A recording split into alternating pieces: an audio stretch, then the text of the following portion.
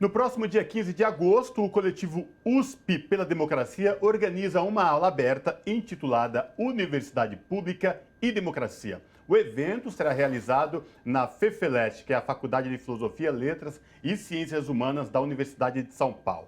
Para falar sobre essa questão, nós conversamos agora com Hermínia Mericato, que é arquiteta e urbanista, professora titular aposentada da FAO-USP. Boa noite, professora Hermínia Mericato. Prazer falar com a senhora. Tudo bem? Seja muito bem-vinda. Boa noite, querido. O prazer é meu de estar aqui na TVT, TV dos Trabalhadores. Muito Maravilha. obrigada. Professora, vamos falar um pouco então deste ato que o coletivo da USP pela Democracia está organizando, esta aula aberta com o título Universidade Pública e Democracia. Ótimo. A ideia do evento, ela é de, claro, se somar a esse movimento que está acontecendo no Brasil, é um despertar das instituições e da sociedade brasileira, né? Eu acho que a gente está devendo isso. Nós tivemos muito poucas manifestações nos últimos anos diante da. Vocês estão me ouvindo? Sim, estamos ouvindo, Pois não. professora, pode continuar. Pois não. Nós tivemos poucas manifestações diante do que tem acontecido no Brasil, esses ataques às políticas públicas, aos direitos, à democracia, ao meio ambiente. Eu sou de uma geração, viu, gente, que viveu lá na década de 70 a reconquista da democracia por meio de uma participação capilarizada nos bairros, nas praças, nas ruas, nas escolas e nas igrejas das cidades de todo o Brasil. E realmente tenho acompanhado essa desmobilização, essa espécie de institucionalização excessiva dos partidos, dos movimentos, inclusive, né, que como eu ajudei a criar o Ministério das Cidades e a gente criou uma estrutura participativa forte, institucional, dos municípios até o Conselho Nacional das Cidades, dá para perceber que nós passamos nos últimos anos por um certo acomodamento das forças democráticas e progressistas. E é com muito prazer que eu fui convidada para essa aula, por iniciativa de professores, estudantes e funcionários da USP, de despertar a USP e a Universidade Pública Brasileira para uma tarefa que ela tem na sociedade brasileira, não é? Que ela é de devolver tudo que ela ganha da sociedade, essas condições da gente desenvolver conhecimento científico, técnico, conhecimento histórico. Eu me lembro muito do Paulo Freire, não é? Darcy Ribeiro, explicar o Brasil aos brasileiros e trazer propostas de solução para uma das sociedades mais desiguais do mundo. Uhum.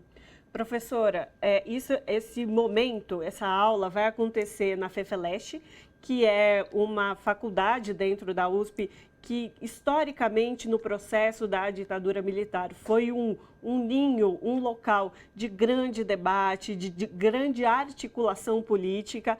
E nesse momento que a gente vive agora, com a democracia em risco, com um esquema de possibilidade de golpe, essa faculdade voltar a se mobilizar. Queria que a senhora comentasse esse momento e também se pudesse falar da participação dos jovens. Você disse que foi um evento aí estimulado pelos professores, trabalhadores da USP e também pelos alunos e alunas. Queria que a senhora comentasse essa participação desses jovens que são uma geração que não passaram pela ditadura militar e não provavelmente conhecem a história da FEFELESH nesse processo, mas não passaram por esse processo.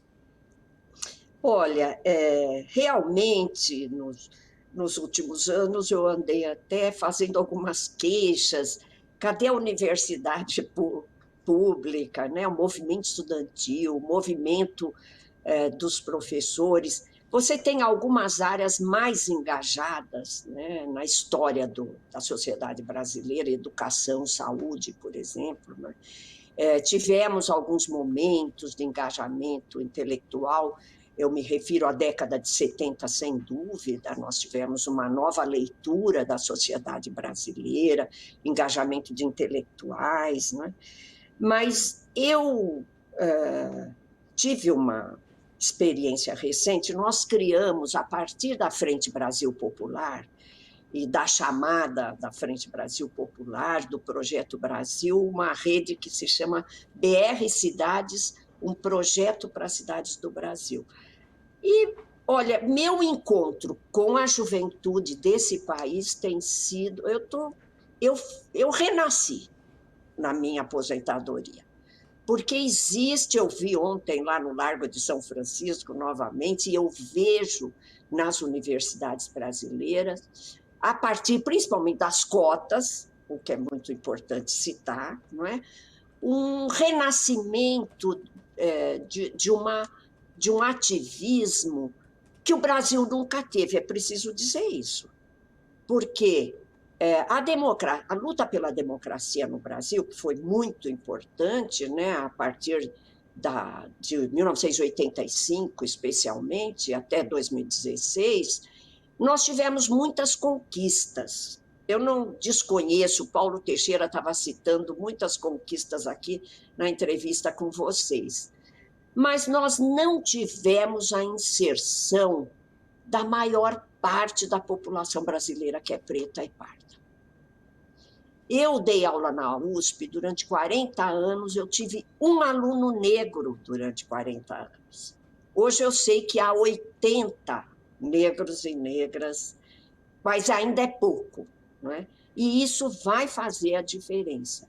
Então, o que eu quero trazer aqui é essa iniciativa da USP pela Democracia, sem dúvida nenhuma, vai reativar algumas unidades que estavam, como eu falei, né, nos últimos anos, numa certa letargia, né? Se você olhar as periferias, por exemplo, você percebe que aquelas comunidades eclesiais de base, ligadas à teologia da libertação, os movimentos sociais, eles deram lugar, muitos deles, claro que nós temos movimentos como a União dos Movimentos de Moradia, o MTST, o MSTC, o MST, que são maravilhosos, mas as periferias urbanas, Ana Rosa, foram tomadas por igrejas pentecostais, crime organizado e milícias. E sem Estado. Eu costumo dizer, porque eu trabalho com isso, né? São áreas sem Estado. Não é? E acho que a universidade está despertando para dar uma grande contribuição. A reitoria da USP, a nova reitoria, está falando nisso, é com muita alegria que eu li os documentos. Na Universidade Brasileira participa mais da elaboração de políticas públicas, de um maior engajamento na realidade brasileira, não é? Por exemplo, para você ter uma ideia, 85% das construções no Brasil não tem a participação de arquitetos. É como se a arquitetura fosse um luxo. É como se a segurança física, jurídica, a salubridade nas moradias fosse luxo, fosse dispensável. É por isso que nós estamos vendo tanto desastre nas cidades brasileiras. Não é? Eu, particularmente, que sou da área de arquitetura e urbanismo, posso dizer tranquilamente aqui para vocês que a informalidade, a ilegalidade na condição da moradia urbana é regra, não é exceção. Essa cidade que a gente conhece, essa cidade oficial, formal, essa cidade do mercado, da elite branca, essa cidade é minoria. E a mídia mesmo não trabalha com essa ideia de que a exclusão é regra e não é exceção. É como se, não, tem uma parte lá da população morando em favela, não é assim. É por isso que eu acho que é tão importante esses eventos, são tão importantes esses eventos que estão acordando a universidade pública para um papel que pode transformar a sociedade brasileira. Olha, eu estava olhando aqui... Professora, só cortando a senhora, desculpa, mas esse assunto que a senhora falou me remete, quando a gente fala assim, da universidade pública e democrática, de que universidade nós estamos falando e de que universidade pública e gratuita nós queremos. Quando a senhora falou, deu exemplos dos negros. Se essa universidade pública e gratuita não for inclusiva e não receber todos e todas, ela não tem seu papel definido. E aí, nesse sentido, eu queria que a senhora falasse também de quem vocês convidaram, quem vai participar deste ato tão importante, para que, de fato, a gente reconheça a universidade pública e gratuita, inclusiva e para todos e todas. Olha, eu fui convidada ao ato, eu não sou uma das organizadoras, e sei que houve uma discussão sobre essa questão, claro, tanto que nós temos uma das convidadas, que é uma professora negra da USP. Se eu não me engano, porque eu fui convidada, como eu te falei, eu apenas soube que deu essa discussão, não é? E eu queria dizer que eu concordo totalmente com você. Sabe, se a universidade pública, veja bem, ela custa para todos, a sociedade brasileira paga por ela. E durante a maior parte da sua vida, ela não incluiu os negros e negras. É muito importante que a gente levante isso. E isso pode fazer... As cotas estão revolucionando a universidade pública no Brasil. Nós temos, pela primeira vez, a introdução de disciplinas de extensão universitária na minha área, por exemplo, de arquitetura. Significa o quê? Significa que os estudantes vão para as periferias, vão lá na realidade, naquelas encostas que podem deslizar na próxima chuva, naqueles locais que não têm ruas com largura para entrada de ambulâncias, não é? E coleta de lixo, por exemplo, e ajudar a resolver isso. Em várias universidades, estudantes que estão sendo formados agora para essa realidade. Não é para fazer a grande arquitetura, não é, dos grandes eventos, não é? Ela tem lugar também, obviamente, né? Mas nós temos a maior parte da população urbana brasileira excluída do direito à cidade.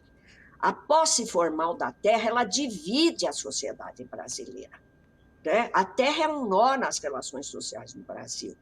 E nós temos que trabalhar com esse debate da exclusão. Eu estava levantando os números da USP. Abri hoje, viu, um arquivo sobre os números.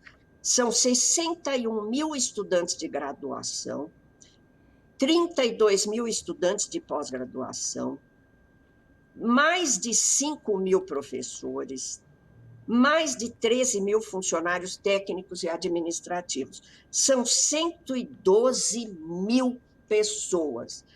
Você imagina esse exército da paz, esse exército do bem, esse patrimônio de gente produzindo conhecimento, como eu disse, explicando o Brasil aos brasileiros, mas trazendo propostas e soluções, o que significa, eu acho, uma revolução na sociedade brasileira. A hora que a universidade pública estiver socialmente engajada, nós vamos ter uma mudança na sociedade brasileira. E concordo com você, essa mudança tem que ser antirracista, ela tem que ser democrática do ponto de vista racial. Senão, ela não vai existir. Senão, nós não vamos ter democracia no Brasil. Tá certo, então nós conversamos com a professora Hermínia Maricato, que é arquiteta e urbanista, professora titular aposentada da FAU-USP. Professora, só lembrando que esse debate vai falar sobre as universidades públicas e a democracia, mais uma vez a democracia sendo pauta desse tema, já que estamos inclusive beirando as eleições, que é um processo tão importante para a nossa sociedade, que é onde o cidadão e a cidadã pode efetivamente fazer parte desse processo de democracia, realmente construir a democracia. Né, professora, muito obrigada pela sua participação. Tenho mais alguns minutos, não? Se for rápido, por favor, pode... Sim. Eu estava lembrando aqui que uma das principais propostas que nós temos para salvar o Brasil é um equipamento, é uma rede de equipamento nas periferias urbanas, voltada para a infância e juventude, essa geração que está sendo sacrificada não só pelo desemprego, por essa falta, ataques à democracia, mas pela pandemia, pela fome. Essa infância e essa juventude merece um equipamento que o Darcy Ribeiro criou no governo Brizola em 1982, o CIEPS, que nós criamos em São Paulo, na época dos CELS, que é educação ligada ao exercício da cultura, da arte, do esporte. Toda criança nas periferias e jovens tem o direito do desenvolvimento das suas potencialidades. Onde isso foi feito, nós temos orquestras sinfônicas formadas principalmente com predominância de crianças negras, nós temos crianças com medalhas aí no campo do esporte, vocês estão vendo isso nas Olimpíadas. Então, nós precisamos resgatar uma geração para apostar no futuro do Brasil. Isso faz parte do direito à cidade. Muito obrigada, gente. Exatamente, professora. Esse compromisso com a educação pública de qualidade, como o Cosmo colocou, como você colocou, e nós vivemos num momento de desmonte da educação pública, das universidades públicas nesse momento, com esse atual governo.